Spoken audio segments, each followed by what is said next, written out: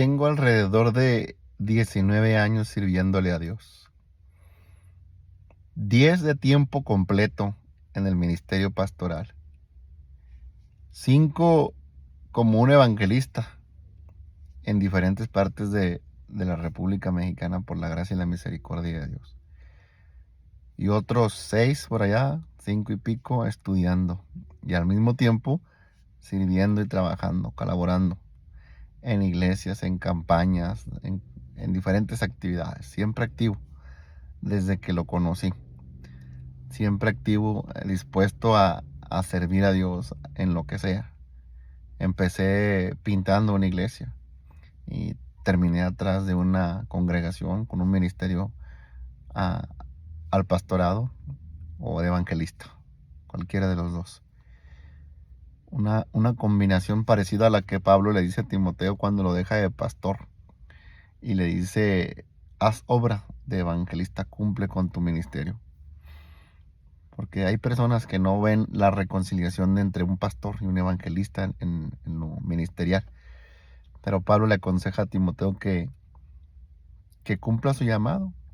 En otras palabras, Timoteo estaba pastoreando, pero realmente su verdadero llamado era evangelista. Y en esos años nos ha tocado tener diferentes experiencias, unas gratas, unas no tan gratas. Y hoy viene a mi mente la iglesia y el pastor. Viene a mi mente la falta de aprendizaje teológico, la necesidad de mesurar la doctrina y la teología, de eliminar, erradicar toda herejía destructora y toda ignorancia en la iglesia. Que pasan los años sobre las congregaciones en todo el mundo y la ignorancia en los hermanos y en los pastores es un arma con la cual nos dañamos a nosotros mismos. No podemos amar y odiar al mismo tiempo. Bueno, sí se puede, pero no es la conducta de un verdadero hijo de Dios. Un hijo de Dios o un siervo de Dios primeramente es piadoso antes de ser ungido, antes de ser predicador, ministro, líder, buen miembro de iglesia. Primero es piadoso, justo y temeroso de Dios. Pero para que yo logre tener ese testimonio de ser un hombre temeroso de Dios, debo de tener respeto a las personas y debo de ser salvo y educado, porque hay muchos salvos maleducados, insensibles, que domingo a domingo están levantando sus manos y llorando, adorando en la presencia de Dios. Pero en cuanto acaba el culto tienen discusiones con sus pastores, tienen desobediencias y problemas de sujeción. No logro entender cómo un miembro de una iglesia tiene más autoridad que un pastor. Y no logro entender cómo un miembro que trabaja y que disfruta de su trabajo y que tiene su casa y su vida y puede él ir a trabajar y vivir de su salario, le roba el lugar al hombre de Dios que se sacrificó y dejó estudios, trabajo, casas, tierras, padres y madres. Cuando la iglesia se inclina más a obedecer a un líder o a un miembro por rumores, por chismes, por herejías, por la ignorancia que hay en el líder y en los miembros, y desacredita lo que Dios llamó, acreditó, aprobó y estableció, que son los pastores. Porque todos los pastores que están en las congregaciones no están ahí porque quieren. Si usted va y les pregunta, la mayoría quisiera irse de ahí. La mayoría no quisiera haber tenido ese don o ese llamado. Pero una vez que está ese llamado, tenemos la responsabilidad de salir adelante y cumplirlo. Y la razón por la cual no lo creemos es porque la iglesia no siempre se porta como debería de comportarse. No entiende, no estudia, no tiene doctrina, no tiene teología, pero pretende saber trazar mejor la palabra que el ministro que tiene doctrina, que tiene teología y que suspendió su vida secular para consagrarse 100%, no un domingo, no un miércoles, 100% los 7 días de la semana, 365 días del año, a servir, a capacitarse, a prepararse para tener un buen sermón, una buena consejería, una buena palabra, santidad, presencia de Dios y orientación. Pero ese hombre o esa mujer, la iglesia lo ignora, lo pisotea, lo denigra, lo calumnia y no le obedece. Para que la iglesia obedezca, el pastor parece que tiene que enfermarse, darle un paro cardíaco o estar en el hospital para que sientan un poco de compasión. Pero si la iglesia aprendiera a obedecer, tuviera pastores más sanos y más jóvenes y más prósperos.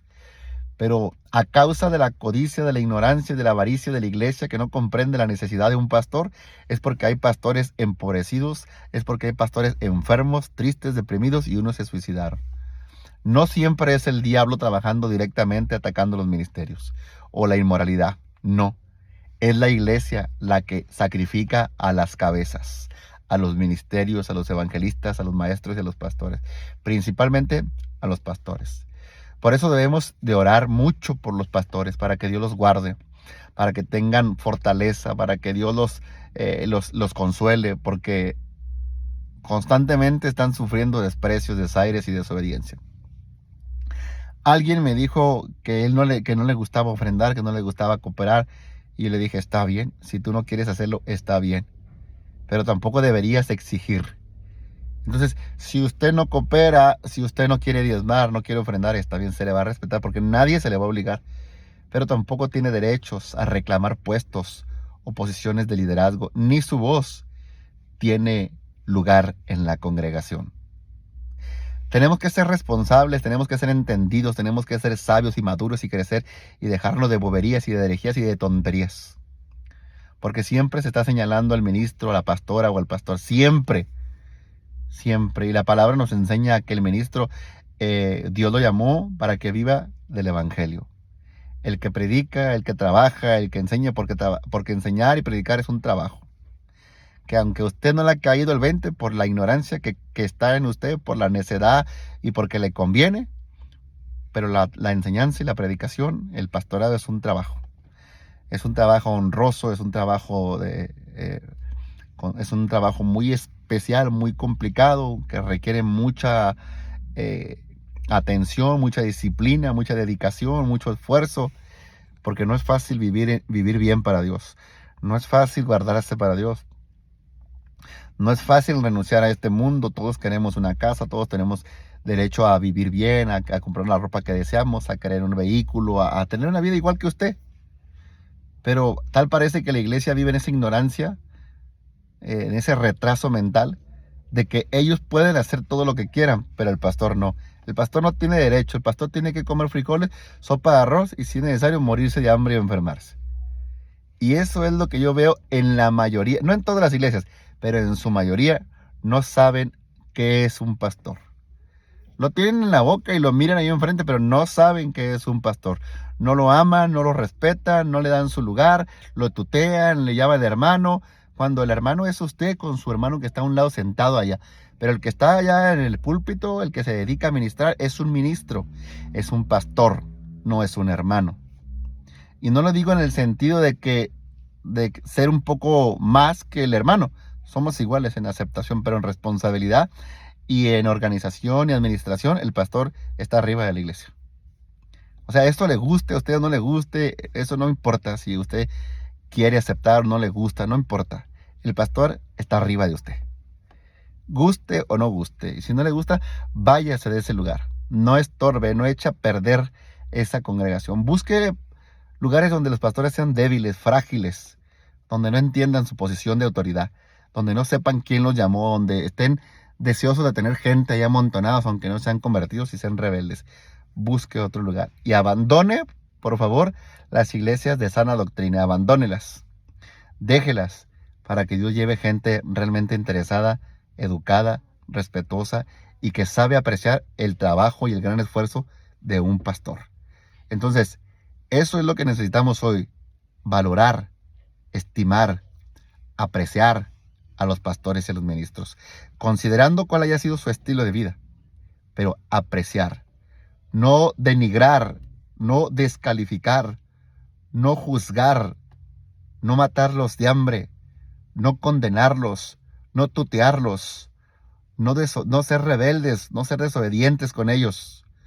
No acabe con los pocos que hay. Si algo no le parece, ore por ello, para que Dios haga la obra. Tenga paciencia, como ellos tienen paciencia con sus hijos, que son desobedientes, rebeldes, y ellos todavía les visitan, les ministran y les dan palabra. Entonces no es justo que usted esté llorando el domingo con esas lágrimas de cocodrilo, fingiendo, porque es un fingimiento adorar a Dios, porque no puede de una fuente salir agua dulce y agua amarga.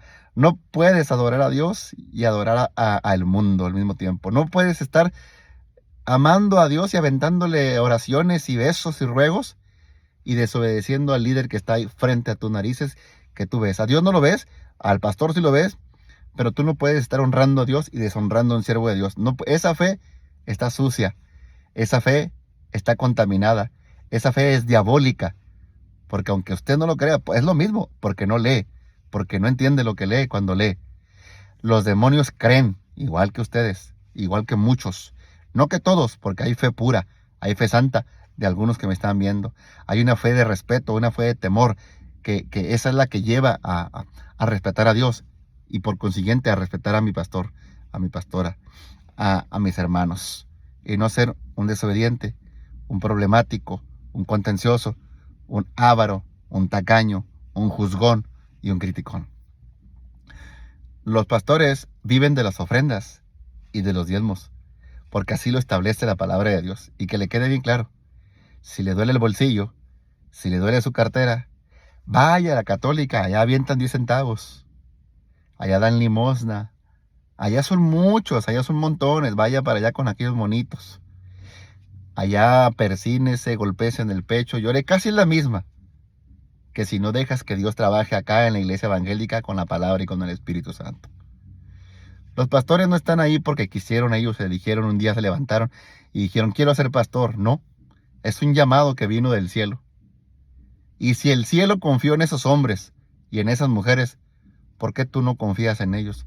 ¿Por qué tú corres rumores entre tus amistades acerca de ellos para quitarles valor, para quitarles autoridad? ¿Por qué los desmeritas? ¿Por qué los calumnias? ¿Por qué dices que ellos no están bien, que están mal, como si tú vivieras bien? Muchas veces el que juzga es más sucio, es más cochino que el que está juzgando. Entonces, este es un problema a causa de la falta de estudio y comprensión de las Escrituras.